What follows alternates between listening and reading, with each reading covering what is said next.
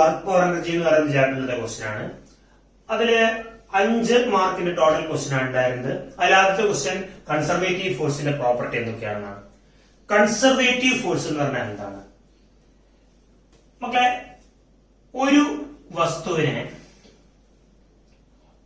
ഒരു പോയിന്റിലേക്ക് കൊണ്ടുപോയിട്ട് അതേ പോയിന്റിലേക്ക് തിരിച്ചു കൊണ്ടുവരുമ്പോ നമ്മൾ ചെയ്യുന്ന ടോട്ടൽ വർക്ക് എന്ന് പറയുന്നത് 0 ആണെങ്കിൽ ഏത് ഫോഴ്സ് കാരണമാണോ ആ വർക്ക് ഉണ്ടായിട്ടുള്ളത് ആ ഫോഴ്സിനെ നമ്മൾ വിളിക്കുന്ന പേരാണ് കൺസർവേറ്റീവ് ഫോഴ്സ്. ഇത്രയേ ഉള്ളൂ. ഇപ്പോ ഒരു എക്സാമ്പിൾ പറഞ്ഞാല്, ഗ്രൗണ്ടിൽ ഒരു സാധനമുണ്ട്. ഈ സാധനത്തിനെ ഞാൻ നേരെ മുകളിലേക്ക് കൊണ്ടുപോയി, ഒരു എച്ച് ഹൈറ്റിലേക്ക് കൊണ്ടുപോയി. അങ്ങനെ ഒരു എച്ച് ഹൈറ്റിലേക്ക് കൊണ്ടുപോയി എന്ന് വിചാരിക്കുക. അങ്ങനെയാണെങ്കിൽ അവിടെ ചെയ്യുന്ന വർക്ക് എത്രയാണ്? നിങ്ങളൊന്ന് ആലോചിച്ച് നോക്കിയേ. ഇവിടെ മുകളിലേക്ക് കൊണ്ടുപോവാണ് സാധനത്തിനെ. മുകളിലേക്ക് കൊണ്ടുപോകുമ്പോ അവിടുത്തെ ഫോഴ്സ് എങ്ങോട്ടേക്കാണ്? ഫോഴ്സ് mg താഴോട്ടേക്കല്ലേ മക്കളെ? എച്ച് എന്ന് പറയുന്നത് എങ്ങോട്ടേക്കാണ്? ഡിസ്പ്ലേസ്മെന്റ് മുകളിലോട്ട്. ഡിസ്പ്ലേസ്മെന്റ് ആണ് എച്ച് ഹൈറ്റ് മുകളിലോട്ടാണ് പോകുന്നത്. അങ്ങനെയാണെങ്കിൽ ഇവർക്കിടയിൽ ഉണ്ടാകുന്ന ആംഗിൾ mg താഴോട്ടേക്ക്, വസ്തുവിനെ കൊണ്ടുപോകുന്ന മുകളിലോട്ട്. mgക്കും എച്ചിനും ഇടയിൽ ഉണ്ടാകുന്ന ആംഗിൾ എത്രയാ? 180 ഡിഗ്രി. അപ്പൊ നിങ്ങൾക്ക് കിട്ടുന്ന ആംഗിൾ എത്രയാണ് മക്കളെ? 180 ഡിഗ്രി. അപ്പോ നമുക്ക് കിട്ടുന്ന ഈ വർക്ക് എന്ന് പറയുന്നത് ടോട്ടൽ വർക്ക് എത്രയാണ് നിങ്ങൾ ചെയ്യേണ്ടത്? mg into force into displacement എത്രയാ? h into cos of fs cos theta. cos theta എത്രയാ മക്കളെ? 180 ഡിഗ്രി. cos 180 മൈനസ് 1 അല്ലേ? മൈനസ് 1 ഇൻറ്റു mgh എത്രയാണ് നിങ്ങൾക്ക് കിട്ടുക? Minus mgh. ഇതാണ് മുകളിലേക്ക് കൊണ്ടുപോകേണ്ട വർക്ക് അല്ലെ? ഈ വസ്തുവിനെ തന്നെ ഞാൻ അടുത്ത പിക്ചറായിട്ട് വരക്കുകയാണ്. അതായത് ഈ ഹൈറ്റിൽ നിന്ന്, ഇതേ ഹൈറ്റിൽ നിന്ന് താഴേക്ക് നമുക്ക് കൊണ്ടുവരാം. താഴേക്ക് നമുക്ക് കൊണ്ടുവരാൻ വേണ്ടിയിട്ട് ഫുൾ ടൈം ഗ്രാവിറ്റി സപ്പോർട്ട് ചെയ്യുന്നുണ്ട്. കാരണം mg താഴോട്ടേക്കല്ലേ? mg താഴോട്ടേക്ക്. കുഞ്ഞുങ്ങളെ ഡിസ്പ്ലേസ്മെന്റ് എങ്ങോട്ടേക്കാണ്? താഴോട്ടേക്ക് തന്നെ. ഡിസ്പ്ലേസ്മെന്റ് എത്രയാണ്? h ആണ്. അപ്പോൾ അവിടുത്തെ വർക്ക് എത്ര വരിക? w is equal to m into g. അതാണ് ഫോഴ്സ്. Force into displacement. ഇവിടെ മുതൽ ഇവിടെ വരെ എത്താൻ വേണ്ടി displacement h. Cos of angle എത്രയാണ്? പിന്നെ ഫോഴ്സ് താഴോട്ടേക്കാണ്, ഡിസ്പ്ലേസ്മെന്റ് താഴോട്ടേക്കാണ്. ഒരേ ഡയറക്ഷൻ ആണെങ്കിൽ ആംഗിൾ 0 അല്ലേ? കോസ് 0. കോസ് 0 1 അല്ലേ മക്കളെ? അപ്പോ 1 ഇൻറ്റു mgh. അപ്പൊ വർക്ക് എത്രയാണ് കിട്ടുക? mgh. മുകളിലേക്ക് പോകുമ്പം വസ്തുവിന്റെ മുകളിൽ ഗ്രാവിറ്റി ചെയ്ത വർക്ക് mgh ആണ്. താഴേക്ക് വരുമ്പം ഗ്രാവിറ്റി ചെയ്ത വർക്ക് mgh ആണ്. ഒന്ന് മൈനസ് ആണ്, ഒന്ന് പ്ലസ് ആണ്. അപ്പൊ minus mgh plus mgh round trip, അതായത് മുകളിൽ പോയി തിരിച്ചു വരാൻ വേണ്ടി ചെയ്ത വർക്ക് മുകളിലോട്ട് മൈനസ് mgh താഴോട്ട് പ്ലസ് mgh ടോട്ടൽ വർക്ക് എത്രയാ വരിക? 0. ഇങ്ങനെയാണെങ്കിൽ ഇവിടെ അസോസിയേറ്റ് ചെയ്ത ഫോഴ്സ് ആരാണ്? ഇവിടെ വർക്ക് ചെയ്ത ഫോഴ്സ് ആരാണ്? mg എന്ന് പറയുന്ന ഫോഴ്സ് ആണ്. അപ്പൊ ആ mg എന്ന് പറയുന്ന gravitational force is A conservative force. റെഡിയാണോ പറയുന്നത്? അപ്പൊ കൺസർവേറ്റീവ് ഫോഴ്സ് എന്ന് പറഞ്ഞാൽ എന്താണ്? കൺസർവേറ്റീവ് ഫോഴ്സ് എന്ന് പറഞ്ഞാൽ ഒരു വസ്തുവിന്റെ മുകളിൽ ചെയ്യുന്ന വർക്ക് ഒരു റൗണ്ട് ട്രിപ്പിൽ 0 ആണെങ്കിൽ ആ പർട്ടിക്കുലർ ഫോഴ്സിനെ നമ്മൾ വിളിക്കുന്ന പേരാണ് കൺസർവേറ്റീവ് ഫോഴ്സ്. അപ്പൊ കൺസർവേറ്റീവ് ഫോഴ്സിന്റെ ഒന്നാമത്തെ കാര്യം മക്കളെ, നിങ്ങൾ ഈ സാധനം ഇങ്ങനെ കൊണ്ടുവച്ചില്ലേ? ഇനി നിങ്ങൾ ഇത് ഇങ്ങനെ കൊണ്ടുവന്ന് ഇവിടെ ഇങ്ങനെ കൊണ്ടുവച്ചാലും അവിടെ ചെയ്യേണ്ട വർക്ക് mgh തന്നെയാണ്, മൈനസ് mgh തന്നെയാണ്. ഇനി ഇതിനെ കൊണ്ടുവന്നതാ ഇങ്ങനെ കൊണ്ടുപോയി ഇതിലേ കൂടി കൊണ്ടുവന്ന് ഇവിടെ കൊണ്ടുവച്ചാലും നിങ്ങൾ ചെയ്യേണ്ട വർക്ക് mgh തന്നെയാണ്. എന്ന് പറയുമ്പോൾ അതെങ്ങനെ പോയി, ഏത് വഴിയിൽ പോയി എന്ന് ഡിപ്പെൻഡ് ചെയ്യുന്നുണ്ടോ? ഇല്ല. എന്ന് പറഞ്ഞാൽ അതിന്റെ അർത്ഥം എന്താണ്? It's A path independent force. അപ്പൊ കൺസർവേറ്റീവ് ഫോഴ്സിന്റെ ആദ്യത്തെ പ്രോപ്പർട്ടി, നമ്മുടെ ആൻസറിലെ ആദ്യത്തെ പ്രോപ്പർട്ടി എന്ന് പറയുന്നത് എന്താണ്? യെസ്, കൺസർവേറ്റീവ് ഫോഴ്സ് അല്ലെങ്കിൽ work done by a conservative force is independent of path followed. ഞാൻ എഴുതണ്ടല്ലോ, work done by a conservative force is path independent. രണ്ടാമത്തത് അല്ലെ, പാത്ത് ഇൻഡിപെൻഡന്റ് ആണ്. പാത്ത് ഇൻഡിപെൻഡന്റ് ആണ് രണ്ടാമത്തെ പ്രോപ്പർട്ടി എന്താണ്? It only depend on. സത്യം പറഞ്ഞാൽ ഇത് തന്നെയാണ്, ഇതിനെ വേറൊരു രീതിയിൽ എഴുതുകയാണ് രണ്ടാമത്തെ പ്രോപ്പർട്ടി ആയിട്ട്. എന്താണ്? Yes, it only depend on the initial state and the final state of the body. ഇവിടെ എവിടെ തുടങ്ങി എവിടെ അവസാനിച്ചു എന്ന് മാത്രമേ കൺസർവേറ്റീവ് ഫോഴ്സിൽ നമ്മൾ ചിന്തിക്കേണ്ട ആവശ്യമുള്ളൂ അല്ലേ? എന്ന് പറഞ്ഞാൽ എന്താണ്? Depend only on initial and final stage. മൂന്നാമത്തെ കാര്യം, ഞാൻ ആദ്യം പറഞ്ഞ കാര്യമാണ് മൂന്നാമത്തെ കാര്യമായിട്ട് നമ്മൾ എഴുതേണ്ടത്. എന്താണ്? Work done by a conservative force in a round trip will be always എത്ര മക്കളെ വരിക? 0. അപ്പൊ work done in a closed path എന്ന് പറഞ്ഞാൽ കറങ്ങി തിരിച്ചു വരിക അല്ലെങ്കിൽ പോയി തിരിച്ചു വരിക. ക്ലോസ്ഡ് പാത്ത് ഈസ് എത്രയാണ് വരിക? 0. റെഡിയല്ലേ?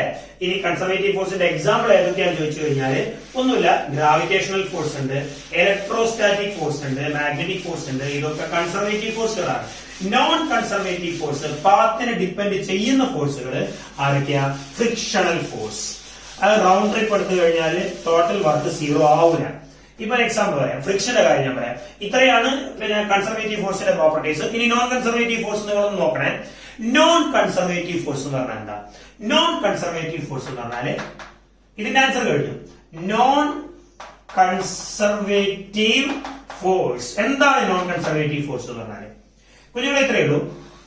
ഒരു സർഫസ്, ഇവിടെ ഫ്രിക്ഷൻ ഉണ്ട് കേട്ടോ. അങ്ങനെയാണ് റഫ് സർഫസ് ആണ്. ഈ റഫ് സർഫസിൽ ഞാനൊരു വസ്തു വെച്ചു.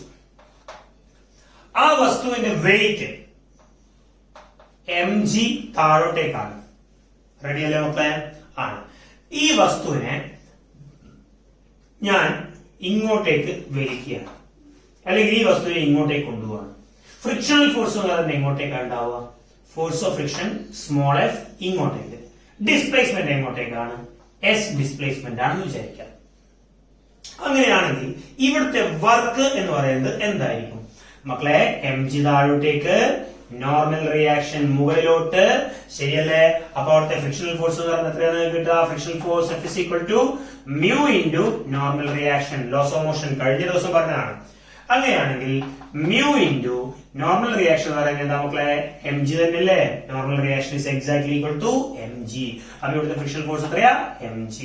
അങ്ങനെയാണെങ്കിൽ s ഡിസ്പ്ലേസ്മെന്റ് ഓളം, ഇതാണ് s ഡിസ്പ്ലേസ്മെന്റ് എന്ന് വിചാരിക്കുക. ഈ വസ്തുവിനെ ഇത്രയും ദൂരം കൊണ്ടുപോകാൻ നമ്മൾ ചെയ്യേണ്ട വർക്ക് എന്ന് പറയുന്നത്, അല്ലെങ്കിൽ ഫ്രിക്ഷൻ അഗൈൻസ്റ്റ് ആയിട്ടുള്ള വർക്ക് എന്ന് പറയുന്നത് എന്തായിരിക്കും?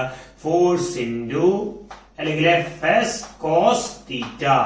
ആലോചിച്ചോക്കെ, എഫ് ഫോഴ്സ് ഓഫ് ഫ്രിക്ഷൻ അല്ലേ മക്കളെ? അത് പുറകോട്ടേക്കല്ലേ? ആ പുറകോട്ടേക്കുള്ള force of friction small F. Displacement S. Cos theta cos of 180. എന്തുകൊണ്ട് കോസ് 180? ഡിസ്പ്ലേസ്മെന്റ് ഇങ്ങോട്ടേക്ക്, ഫോഴ്സ് ഇങ്ങോട്ടേക്ക്. അപ്പൊ ഫോഴ്സ് ഇങ്ങോട്ടേക്ക്, ഡിസ്പ്ലേസ്മെന്റ് ഇങ്ങോട്ടേക്കാണെങ്കിൽ ആംഗിൾ എത്രയാണ്? 180 degree. Cos 180 is -1. So minus F into S. F എന്ന് പറഞ്ഞാൽ mu mg. So mu mg s. ഇതാണ് മുമ്പോട്ടേക്ക് പോകാനുള്ള വർക്ക്. ശരിയാണോ? ഇനി വസ്തു തിരിച്ചു വരാണ്. ഇതേ പാത്തിലൂടെ തന്നെ തിരിച്ചു വരാണ്, ഇതേ സ്ഥലത്തേക്ക്. ആദ്യമായി ആ സാധനം ഇവിടെയുണ്ട് അല്ലെ? ഇവിടെ എത്തി. ഇനി തിരിച്ച് ഇങ്ങോട്ടേക്ക് വരികയാണ്. തിരിച്ചു വരേണ്ട ഡിസ്പ്ലേസ്മെന്റ് എത്രയാണ്? എസ്. മക്കളെ, വസ്തു ഇങ്ങോട്ടേക്ക് വരുമ്പം ഫ്രിക്ഷൻ, വസ്തുവിന്റെ മോഷന്റെ ഓപ്പോസിറ്റ് ഡയറക്ഷൻ ആണല്ലോ ഫ്രിക്ഷൻ. അപ്പൊ ഫോഴ്സ് ഓഫ് ഫ്രിക്ഷൻ എങ്ങോട്ടേക്കാ വരിക? എഫ് ഇങ്ങോട്ടേക്ക്. അപ്പൊ നിങ്ങൾക്ക് എത്രയാ വർക്ക് കിട്ടുക? Force of friction same value ആണ് അല്ലെ? എന്താ കാരണം?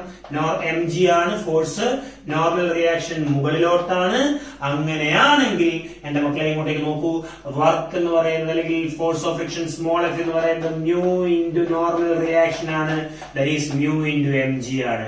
എത്രയാണ് വർക്ക് കിട്ടുന്നത്? W is equal to, ഒന്ന് ആലോചിച്ച് നോക്ക്, W is equal to force of friction എന്ന് പറയുന്നത് ഇങ്ങോട്ടേക്ക്, ഡിസ്പ്ലേസ്മെന്റ് ഇങ്ങോട്ടേക്ക്. ആംഗിൾ എത്രയാണ് കിട്ടുക? 180 ഡിഗ്രി അല്ലേ? ഡിസ്പ്ലേസ്മെന്റ് ഇങ്ങോട്ടേക്കല്ലേ? അങ്ങനെയാണെങ്കിൽ ആംഗിൾ 180 ഡിഗ്രി അല്ലേ? F S cos 180, that is F into S into cos 180 minus ആണ്. that is മൈനസ് F എന്ന് പറയുന്നത് എന്താണ്? mu mg into S. കുഞ്ഞുങ്ങളെ നോക്കൂ, മുമ്പോട്ടേക്ക് mu mg into S minus mu mg S, ഇങ്ങോട്ടേക്കും മൈനസ് mu mg S. അപ്പോൾ നിങ്ങളുടെ total work for round trip എന്ന് പറയുന്നത് എന്തൊക്കെയായിരിക്കും വരിക? മുമ്പോട്ടേക്കുള്ള വർക്കും തിരിച്ചുള്ള വർക്കും that is minus mu mg plus minus round ട്രിപ്പിന്റെ വർക്ക്. ഞാൻ ഇവിടെ എഴുതുകയാണ്. റൗണ്ട് ട്രിപ്പിന്റെ വർക്ക് എന്ന് പറയുന്നത് W is equal to എന്താണ് വർക്ക് ഫോർ റൗണ്ട് ട്രിപ്പ്. മുമ്പോട്ടേക്കുള്ളത് -μmgs പ്ലസ് പുറകോട്ടേക്കുള്ളത് എത്രയാണ്? Again -μmgs. എത്രയാണ് കിട്ടുക? -2μmgs. ഈ വർക്ക് 0 ആണോ? പോയി -μmgs, തിരിച്ചു വന്നു -μmgs. നമ്മൾ ടോട്ടൽ -2 × μmgs. ഒരു റൗണ്ട് ട്രിപ്പിന്റെ വർക്ക് എന്ന് പറയുന്നത് 0 അല്ല. അപ്പൊ നോൺ കൺസർവേറ്റീവ് ഫോഴ്സിന്റെ പ്രോപ്പർട്ടീസ് എന്തൊക്കെയാണെന്ന് നിങ്ങളോട് അഥവാ ചോദിച്ചാൽ നിങ്ങൾ എന്താ ആൻസർ ചെയ്യുക? ഒന്ന്, it depend on the path, അല്ലേ? Ready? Again work done in a closed path is not equal to 0. Non conservative ഫോഴ്സിന്റെ എക്സാമ്പിൾ ഏതാ? അപ്പോ ഫ്രിക്ഷണൽ ഫോഴ്സ്. വിസ്കസ് ഫോഴ്സും നോൺ കൺസർവേറ്റീവ് ഫോഴ്സ് ആണ്. റെഡിയാണെന്ന് വിചാരിക്കുന്നു. മക്കളെ, അടുത്ത ഡയറക്റ്റ് ആയിട്ടുള്ള simple question. Express the power. ഇത് മൂന്നും ഒരൊറ്റ ക്വസ്റ്റ്യന്റെ ഭാഗം. Express the power in terms of force and velocity. എന്താ പവർ എന്ന് പറഞ്ഞാല്? പവർ, വർക്ക് ചെയ്യുന്നതിന്റെ റേറ്റിനെ നമ്മൾ വിളിക്കുന്ന പേരാണ് power. Power is the rate of doing work. dW/dt അല്ലേ? അങ്ങനെയാണെങ്കിൽ കോൺസ്റ്റന്റ് ഫോഴ്സ് കാരണം ഉണ്ടാകുന്ന വർക്ക് എന്ന് പറയുന്നത് d/dt ഓഫ് F.S അല്ലേ മക്കളെ? അങ്ങനെയാണെങ്കിൽ ഈ ഫോഴ്സ് കോൺസ്റ്റന്റ് ഫോഴ്സ് ആണെങ്കിൽ F.ds/dt എഴുതിക്കൂടെ? Rate of change of displacement ds/dt. കുഞ്ഞുങ്ങളെ വെലോസിറ്റി അല്ലേ? സോ നമുക്ക് എന്താ കിട്ടുക? F.v. So it is the expression of power in terms of force and velocity. F.v അല്ലെങ്കിൽ Fv cos theta. Dot product ആണ് അല്ലെ? അപ്പൊ പവർ എന്ന് പറയുന്നത് എന്താണ്? പിന്നെ സ്കേലാർ ക്വാണ്ടിറ്റി അല്ലേ? അതുപോലെ തന്നെ പവറിന്റെ യൂണിറ്റ് എന്താ? വാട്ട്. വാട്ട് നമ്മൾ ഇങ്ങനെ എഴുതാറുണ്ട് 1 Newton meter per second. ഇതാണ് ജനറൽ യൂണിറ്റ് ഓഫ് പവർ എന്ന് പറയുന്നത്. ഇതാണ് പവറിന്റെ ക്വസ്റ്റ്യൻ. മൂന്നാമത്തെ ക്വസ്റ്റ്യൻ ഒരു ന്യൂമറിക്കൽ ആണ്. A lift carrying maximum load of 1800 kilogram moving up with a constant speed 2 meter per second. Frictional force opposing the motion is 4000 Newton ആണ്. Determine the minimum power delivered by the motor to the lift. Question നോക്കുക മക്കളെ. ഒരു lift ഉണ്ട്. ലിഫ്റ്റിന്റെ ഒറ്റ platform, ആ സാധനം വെക്കുന്ന platform മാത്രമേ ഞാൻ വരയ്ക്കുന്നുള്ളൂ. ആ പ്ലാറ്റ്ഫോമിൽ ഒരു ബോഡി വെച്ചു. ആ ബോഡിയുടെ വെയിറ്റ് എന്ന് പറഞ്ഞാല് mg താഴോട്ടേക്കാണ്. റെഡി അല്ലേ? ആ ബോഡിയുടെ ഭാരം 1800 കിലോഗ്രാം ആണ്. ജി ഞാൻ 10 ആയിട്ട് എടുക്കുകയാണ്. ജിയുടെ വാല്യൂ 10 ആയിട്ട് എടുക്കുകയാണ്. കാൽക്കുലേറ്റർ ഉണ്ടെങ്കിൽ 9.8 ആയിട്ട് എടുത്തോളാം. എം എന്ന് പറയുന്നത് 1800 കിലോഗ്രാം ആണ്. സോ 1800 × ജി എന്ന് പറയുന്നത് 10 ആണ്. ജി 10 ആണെങ്കിൽ ടോട്ടൽ ഫോഴ്സ് എത്ര മക്കളെ ഉണ്ടാവുക? 18000 ന്യൂട്ടൺ ഫോഴ്സ് താഴോട്ടേക്ക് ഉണ്ടാവും. ഇനി അതിന്റെ വെലോസിറ്റി എന്ന് പറയുന്നത് moving up with a constant speed 2 meter per second ആണ്. അപ്പൊ മുകളിലോട്ടാണ് പോകുന്നത്. അതിന്റെ വെലോസിറ്റി ഇങ്ങോട്ടേക്കാണ്. അങ്ങനെയാണെങ്കിൽ ആ വെലോസിറ്റിയുടെ വാല്യൂ എന്ന് പറയുന്നത് 2 meter per second ആണ്. ശരിയല്ലേ? ഇനി അടുത്തൊരു കണ്ടീഷൻ കൂടി പറയുന്നത് frictional force opposing the motion is 4000 newton. വസ്തു മുകളിലേക്ക് പോയിക്കൊണ്ടിരിക്കുന്ന സമയത്ത് ഫ്രിക്ഷണൽ ഫോഴ്സ് താഴോട്ടേക്കുണ്ട്. എയർ ഫ്രിക്ഷൻ ആവാം, അല്ലെങ്കിൽ നമ്മുടെ പുള്ളിന്റെ മുകളിലുള്ള ഫ്രിക്ഷൻ ആവാം, ഏതോ തരം ഫ്രിക്ഷൻ ആവാം. എനിവേ ഏത് കൈൻഡ് ഓഫ് ഫ്രിക്ഷൻ ആണെങ്കിലും ആ വസ്തു മുകളിലോട്ടാണ് പോകുന്നതെങ്കിൽ ഫ്രിക്ഷൻ എന്ന് പറയുന്നത് എങ്ങോട്ടേക്കാണ്? ഓപ്പോസിറ്റ് ഡയറക്ഷനാണ് ആക്ട് ചെയ്യുക. സോ ഇവിടുത്തെ ഫ്രിക്ഷണൽ ഫോഴ്സ് ഞാൻ ഫോഴ്സ് ഓഫ് ഫ്രിക്ഷൻ FF എഴുതുന്നു. ആ ഫോഴ്സ് എന്ന് പറയുന്നത് കൃത്യമായിട്ട് അവർ വാല്യൂ തന്നിട്ടുണ്ട് 4000 ന്യൂട്ടൺ ആണ്. റെഡി അല്ലേ? mg താഴോട്ടുള്ള ഭാരം എന്ന് പറയുന്നത് അല്ലെങ്കിൽ വെയിറ്റ് എന്ന് പറയുന്നത് 18000 ന്യൂട്ടൺ ആണ് ഫോഴ്സ് വരുന്നത്. അപ്പൊ ടോട്ടൽ ഫോഴ്സ്, ഇത് ഫോഴ്സ് ഡ്യൂ ടു എന്താണ് മക്കളെ? ഗ്രാവിറ്റി ആണ് അല്ലെ? അപ്പൊ ഇവിടുത്തെ ടോട്ടൽ ഫോഴ്സ്, നെറ്റ് ഫോഴ്സ് എന്ന് പറയുന്നത് എന്തായിരിക്കും വരിക? F നെറ്റ് എന്ന് ഞാൻ എഴുതാം. ടോട്ടൽ ഫോഴ്സ് എന്ന് പറയുന്നത് എത്രയായിരിക്കും? ഗ്രാവിറ്റേഷണൽ ഫോഴ്സ് താഴോട്ടേക്ക്, ഫ്രിക്ഷണൽ ഫോഴ്സും താഴോട്ടേക്ക്. സോ ടോട്ടൽ ആ 18000 plus 4000 you will get 22,000 newton. ഇത്രയും ഫോഴ്സ് ആണ് താഴോട്ടേക്കുള്ളത്. വെലോസിറ്റി മുകളിലോട്ടാണ്. എന്താണ് പവറിന്റെ യൂണിറ്റ് എന്ന് പറയുന്നത്? Power P is equal to, നിങ്ങളോട് ചോദിച്ചത് ഇതാണ്, the motion determine the minimum power delivered by the motor to the lift. ഈ വസ്തു മുകളിലോട്ട് പോകുമ്പോൾ ഉണ്ടാകുന്ന പവർ, ആ വസ്തു മുകളിലോട്ട് പോകുമ്പോൾ ഉണ്ടാകുന്ന പവർ ആ വസ്തുവിനെ പൊന്തിക്കാൻ ആവശ്യമില്ലേ? മിനിമം. അതിനേക്കാൾ കൂടുതൽ പവർ ഉണ്ടെങ്കിൽ പെട്ടെന്ന് പോയിക്കോളും. പക്ഷെ അത് മിനിമം ആ പവർ എങ്കിലും ഉണ്ടെങ്കിൽ മാത്രമേ ആ വസ്തുവിനെ എന്ത് ചെയ്യാൻ പറ്റുള്ളൂ? പൊന്തിക്കാൻ പറ്റുള്ളൂ, അല്ലെങ്കിൽ പൊക്കാൻ പറ്റുള്ളൂ. അങ്ങനെയാണെങ്കിൽ എത്രയായിരിക്കും പവർ വരിക? പവർ എന്ന് പറയുന്നത് എഫ് ഡോട്ട് വി ആണ്, എഫ് വി കോസ് തീറ്റ ആണ്. അങ്ങനെയാണെങ്കിൽ അത് എത്രയാണ് നമുക്ക് വേണ്ടത്? മാഗ്നിറ്റ്യൂഡ് മാത്രം നമുക്ക് മതി. സോ മാഗ്നിറ്റ്യൂഡ് ഓഫ് പവർ മാത്രമേ നിങ്ങളോട് ചോദിക്കുന്നുള്ളൂ. ഫോഴ്സ് എന്ന് പറയുന്നത് 22,000 ന്യൂട്ടൺ ആണ്. 22,000 ഇൻറ്റു വെലോസിറ്റി എന്ന് പറയുന്നത് 2 ആണ്, ഇൻറ്റു കോസ് തീറ്റ. വസ്തുവിന്റെ ഫോഴ്സ് താഴോട്ടേക്കാണ്, വെലോസിറ്റി മുകളിലോട്ടാണ്. സോ 2 ഫോഴ്സും ഇവർ തമ്മിൽ ഉണ്ടാകുന്ന ആംഗിൾ എന്ന് പറയുന്നത് കുഞ്ഞുങ്ങളെ എത്രയാ വരിക? 180 ഡിഗ്രിയാണ്. So cos 180. കോസ് 180ന്റെ വാല്യൂ എത്രയാ? -1. ആ -1 1 ആയിട്ട് തന്നെ എടുക്കാം, മോഡുലസ് വാല്യൂ എടുക്കേണ്ടത്. സോ 1 ഇൻറ്റു 2 ഇൻറ്റു 22,000 എന്ന് പറയുന്നത് 44,000 എന്താണ് പവറിന്റെ യൂണിറ്റ് എന്ന് പറയുന്നത്? വാട്ട്. ഇതാണ് പവർ എന്ന് പറയുന്നത്.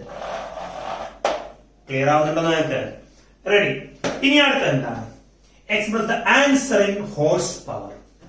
ഹോഴ്സ് പവറിൽ അതിന്റെ ആൻസർ ചെയ്യാം. ഹോഴ്സ് പവറിൽ ഇതിന്റെ ആൻസർ ചെയ്യാന്ന് പറയുമ്പോ ഒരു ഹോഴ്സ് പവർ എത്ര വാട്ടാ മക്കളെ? പ്രത്യേകം അറിയാം. ഒരു ഹോഴ്സ് പവർ HP. സാധാരണ വണ്ടികളുടെയൊക്കെ പവർ പറയുമ്പോഴാണ് ഈ ഹോഴ്സ് പവർ, HP പവർ ഒക്കെ പറയാതെ. അപ്പൊ ഹോഴ്സ് പവറിന്റെ വാല്യൂ 1 ഹോഴ്സ് പവർ എന്ന് പറയുന്നത് 746 വാട്ടാണ്. ഒരു ഹോഴ്സ് പവർ 746 വാട്ട്. അപ്പൊ ഒരു വാട്ട് എത്രയായിരിക്കും വരിക? 1/746. ഒരു ഹോഴ്സ് പവർ 746 വാട്ട്. അപ്പൊ ഒരു വാട്ടോ 746 താഴോട്ട് പോയാൽ 1/746 ഹോഴ്സ് പവർ. അപ്പൊ 44,000 വാട്ട് എന്ന് പറഞ്ഞാൽ 44,000 ഡിവൈഡഡ് ബൈ 746. അത്രയും ഹോഴ്സ് പവർ. 58 സംതിങ് നിങ്ങൾക്ക് കിട്ടും ആൻസർ. അത് ചെയ്താൽ മതി. സിമ്പിൾ അല്ലേ ക്വസ്റ്റ്യൻ? മക്കളെ അടുത്ത ചാപ്റ്റർ 7ാമത്തെ ചാപ്റ്റർ റൊട്ടേഷൻ മോഷന്റെ ക്വസ്റ്റ്യൻ. ടോട്ടൽ 6 മാർക്കിന്റെ ക്വസ്റ്റ്യൻ ആണ് റൊട്ടേഷനിൽ വന്നിട്ടുള്ളത്.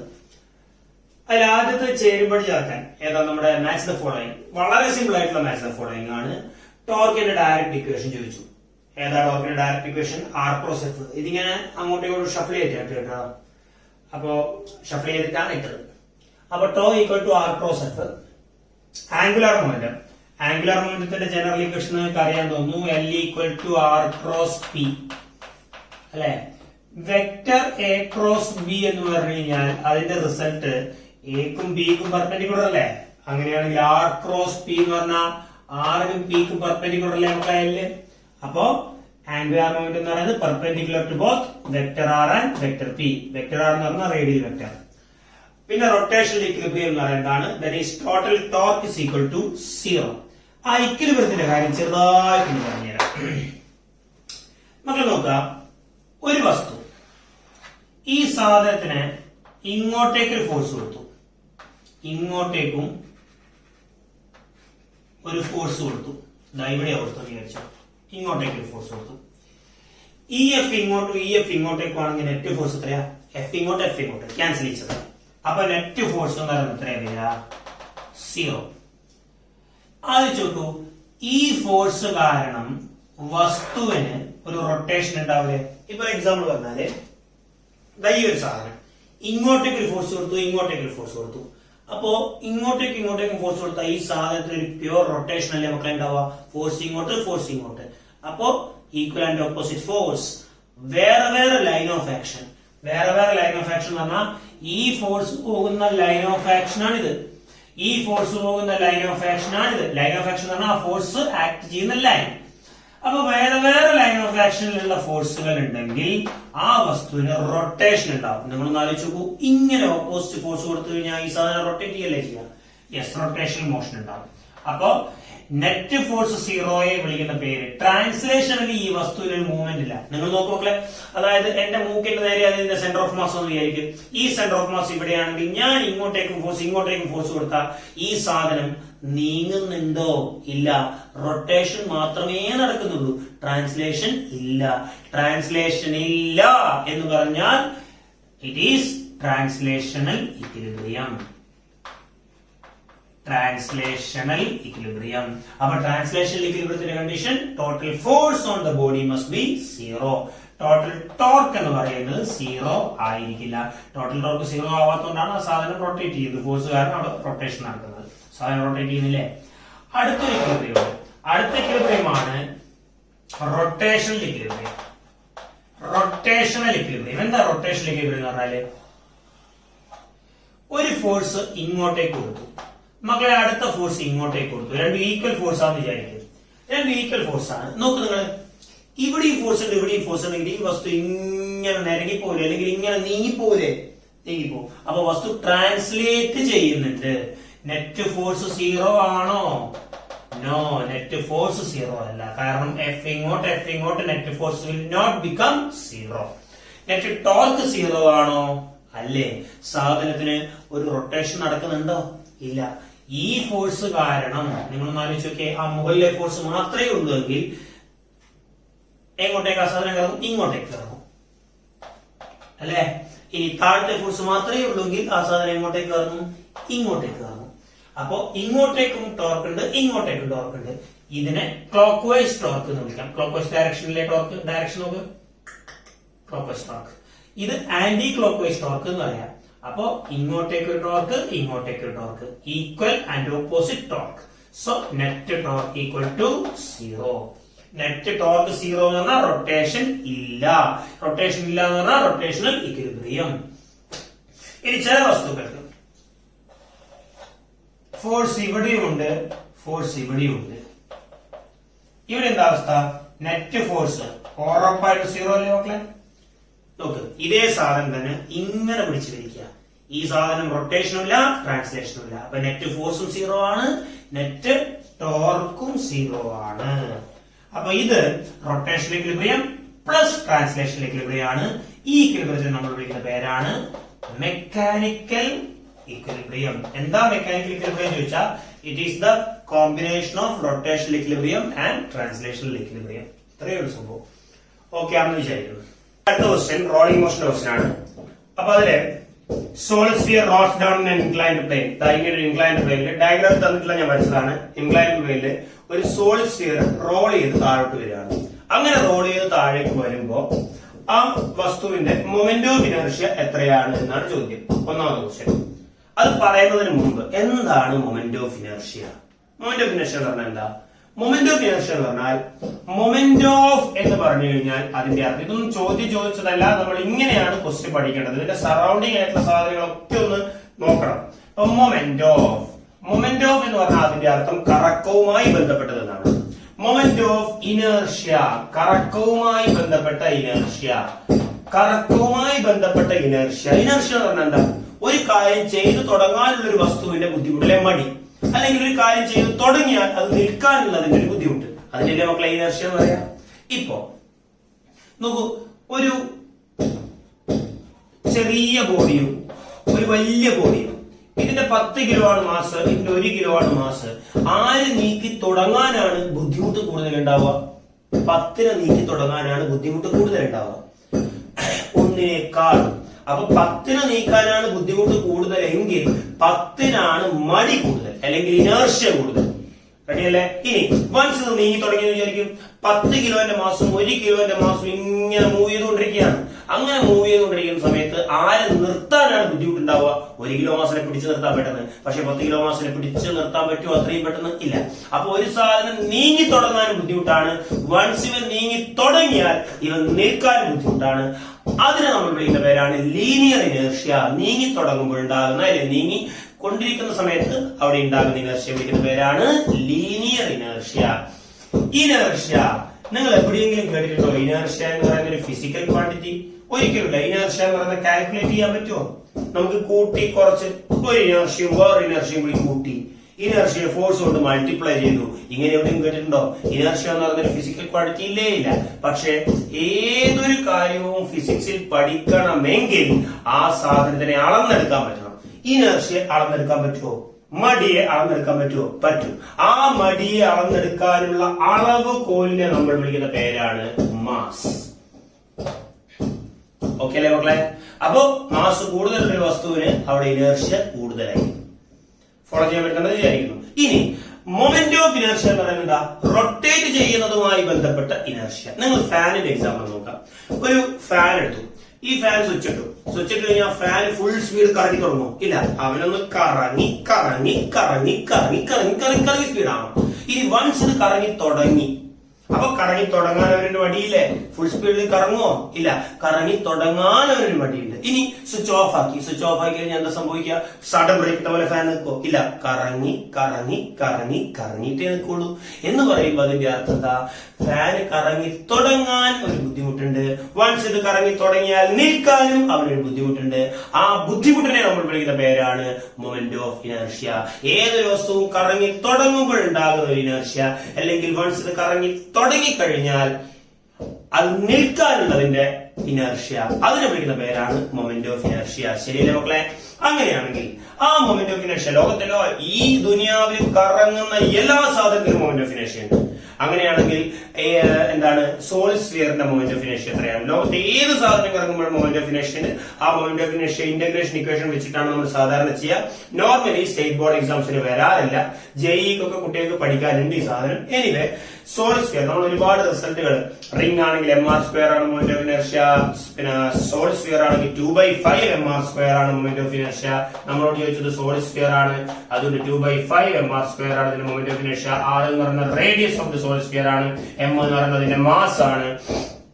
ഡിസ്കിന്റെ സെൻട്രൽ ആക്സിലേക്ക് കൂടി കറങ്ങുമ്പോൾ ഉണ്ടാകുന്ന മൊമെന്റ് ഓഫ് ഇനർഷ്യ എന്താണ്?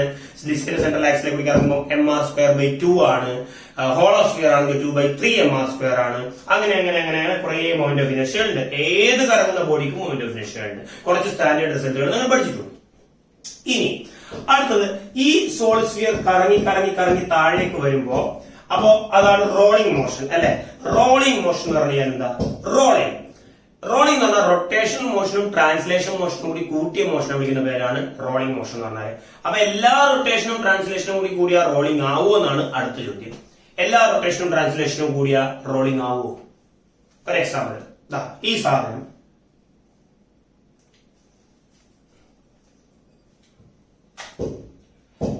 എന്താ? കറങ്ങി കറങ്ങി കറങ്ങി കറങ്ങി കറങ്ങി കറങ്ങി മുകളിലോട്ട് പോകും. ഇത് റോളിംഗ് മോഷൻ ആണ്. റൊട്ടേഷനും ട്രാൻസ്ലേഷനും ഇല്ലേ? ഉണ്ട്. സ്ലോ മോഷൻ നോക്ക്, കറങ്ങി കറങ്ങി. അപ്പൊ അവിടെ എന്ത് സംഭവിക്കുന്നുണ്ട്? റൊട്ടേഷൻ സംഭവിക്കുന്നുണ്ട്, ഒപ്പം എന്ത് സംഭവിക്കുന്നുണ്ട്? ട്രാൻസ്ലേഷനും സംഭവിക്കുന്നുണ്ട്. അങ്ങനെയാണെങ്കിൽ ഇത് റോളിംഗ് മോഷൻ ആണോ? അല്ല, ഇത് റൊട്ടേഷൻ പ്ലസ് ട്രാൻസ്ലേഷൻ മോഷൻ മാത്രമാണ്. റോളിംഗ് എന്ന് പറയുന്നതിന്റെ മലയാളം എന്താ? ഉരുളുക. ഉരുളാൻ നിർബന്ധമായിട്ട് സർഫസ് വേണ്ടേ മക്കളെ? ഈ ബോൾ ഇവിടെ കിടന്ന് ഉരുളുകയാണ്, എന്ന് പറയുമ്പം ആ ഒരു സർഫസിലൂടെയാണ് ആ ബോൾ ഉരുളുന്നത്. അപ്പൊ ഉരുളാൻ നിർബന്ധമായിട്ടുള്ള നെസസറി ആൻഡ് സഫിഷ്യന്റ് കണ്ടീഷൻ എന്താ? അവിടെ ഒരു തറ വേണം. അതാണ് റോളിംഗിന്റെ ആദ്യത്തെ കണ്ടീഷൻ എന്ന് പറയുന്നത്. അപ്പോ ആ റോളിംഗ് മോഷനില് ചോദിക്കുന്നത്, ഈ സോളിഡ് സ്ഫിയർ താഴെ എത്തുമ്പോൾ, അതായത് ഇവിടെ h ഹൈറ്റിലായിരുന്നു ഉണ്ടായിരുന്നത്, അങ്ങനെയാണെങ്കിൽ ഈ സാധനം താഴെ എത്തുമ്പോൾ ഇതിന്റെ വെലോസിറ്റി 1.2√g ആണ് എന്ന് പ്രൂവ് ചെയ്യാനാണ് പറഞ്ഞത്. അപ്പൊ നമുക്ക് എങ്ങനെ ചെയ്യാൻ പറ്റുക? ബി പാർട്ട് മക്കളെ ഇത്രയേ ഉള്ളൂ. Velocity of any rolling body, ഇതൊരു പ്രൂഫാണ്. പ്രൂഫ് ഞാൻ ഡെറിവേഷൻ ഓൺലി ക്ലാസ്സിൽ പറയും. ഈ ബോഡി താഴെ എത്തുമ്പോൾ, ഈ പോയിന്റിൽ എത്തുമ്പോൾ, താഴെ എത്തുമ്പോൾ ഇതിനൊരു വെലോസിറ്റി ഉണ്ടാവില്ലേ? ആ വെലോസിറ്റിക്ക് ഒരു ജനറൽ ഇക്വേഷൻ ഉണ്ട്. That equation is √2gh divided by 1 + k² divided by r². നിങ്ങളുടെ എൻസിആർടി ടെക്സ്റ്റ് ബുക്കിലെ ഏറ്റവും അവസാനത്തെ പാർട്ടിൽ എഴുതിയിട്ടുള്ളതാണ് റൊട്ടേഷൻ മോഷനിലൊക്കെ. ഇനി k ആരാണ്? k വിളിക്കുന്ന പേരാണ് റേഡിയസ് ഓഫ് ഗൈറേഷൻ. അപ്പൊ എന്താണ് റേഡിയസ് ഓഫ് ഗൈറേഷൻ എന്ന് പറയുന്നത്? റേഡിയസ് ഓഫ് ഗൈറേഷൻ, അതാണ് k എന്ന് പറയുന്നത്. ഇത്രയുള്ള റേഡിയസ് ഓഫ് ഗൈറേഷൻ. അത് മൊമെന്റ് ഓഫ് ഇനർഷ്യ, ഏതൊരു സാധനത്തിന്റെ mk² എഴുതാൻ പറ്റിയാൽ ആ k വിളിക്കുന്ന പേരാണ് റേഡിയസ് ഓഫ് ഗൈറേഷൻ മാത്തമാറ്റിക്കലി. അപ്പൊ അങ്ങനെയാണെങ്കിൽ mk², ഇപ്പൊ പിന്നെ സോളിഡ് സ്ഫിയർ ആണ് ഉള്ളത്. അപ്പൊ ഏതാണ് moment of inertia? mk² = 2/5 mr². കുഞ്ഞുങ്ങളെ ക്ലിയർ ആവുന്നത് വിചാരിക്കുന്നു. m വെട്ടിപ്പോകും. അപ്പൊ k² പകരം ആരും നമുക്ക് എഴുതാം 2/5 r². ശരിയല്ലേ? 2/5 r². അപ്പൊ നമ്മുടെ ആൻസർ എത്രയിലേക്ക് വരും? v = √2gh divided by 1 + K സ്ക്വയറിന് പകരം നമുക്ക് ഇതിനെ ഇട്ട് കൊടുക്കാം 2/5 r² ഡിവൈഡഡ് ബൈ ഒരു r² വെട്ടിപ്പോലെ പിള്ളേരെ. അപ്പൊ ഇത് ചെയ്തു കഴിഞ്ഞാൽ നിങ്ങൾക്ക് കിട്ടുന്ന ആൻസർ എത്രയായിരിക്കും വരിക? ഓക്കെ, ഞാൻ ഈ പറഞ്ഞ ബാക്കി ഇവിടെ എഴുതാണ് കേട്ടോ. Velocity v is equal to root of 2gh divided by 1 plus k²/r² എന്ന് പറയുമ്പോൾ അവിടെ 2/5 ആണ് നമുക്ക് ആൻസർ കിട്ടുന്നത്. അപ്പൊ എത്ര കിട്ടി? 2 divided by 5. നമുക്ക് എത്ര കിട്ടി മക്കളെ? Root of 2gh divided by 5. ഇത് ക്രോസ് മൾട്ടിപ്ലൈ ചെയ്താൽ 1 × 5 5 + 2 7 divided by 5. നമുക്ക് എത്ര കിട്ടും? ഈ 5 നേരെ മുകളിലോട്ട് പോയാൽ റൂട്ട് ഓഫ് ഈ 5 നേരെ മുകളിലോട്ട് പോലെ ഈ 5ഉം ഈ 2ഉം കൂടി മൾട്ടിപ്ലൈ ചെയ്യും. അപ്പൊ 10gh divided by 7. Root of 10/7 എന്ന് പറയുന്നത് അപ്രോക്സിമേറ്റ്ലി 1.2 ആണ്. റൂട്ട് ഓഫ് 10/7 1.2 ആണ്. ബാക്കി എന്താണ് അവിടെ? Root of gh. ഓക്കെ ആണെന്ന് വിചാരിക്കുന്നു. റെഡി അല്ലേ? അടുത്ത ചാപ്റ്ററുമായിട്ട് നമ്മൾ ഉടനെ വരും. താങ്ക് യു മക്കളെ.